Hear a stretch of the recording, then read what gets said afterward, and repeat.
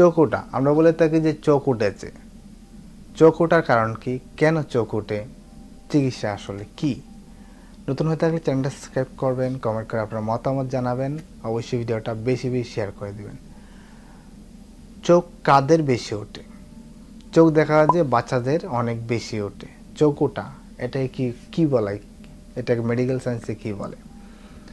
চোখ উঠলে কী ধরনের সমস্যা হয়? চোখ উঠলে যে সমস্যাগুলো হয়, আপনার রোদে গেলে তাকাতে পারবেন না, গ্লাস পরতে হবে, চোখে অনেক বেশি ময়লা জমবে, চুলকাবে, হালকা একটু ব্যথাও করতে পারে, এই ধরনের সমস্যাগুলো হয়।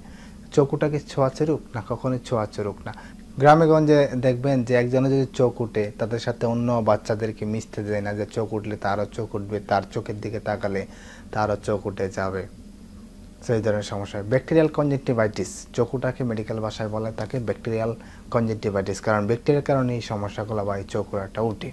তো এখন আসে হলো চোখ উঠলে আপনার কী ধরনের চিকিৎসা নিতে পারেন বা কী চিকিৎসা নেওয়া আমাদের প্রয়োজন। চোখ উঠলে আমরা যেটা বলে থাকি যে সবসময় পরিষ্কার পানি দিয়ে চোখ ভালোভাবে ধুতে হবে।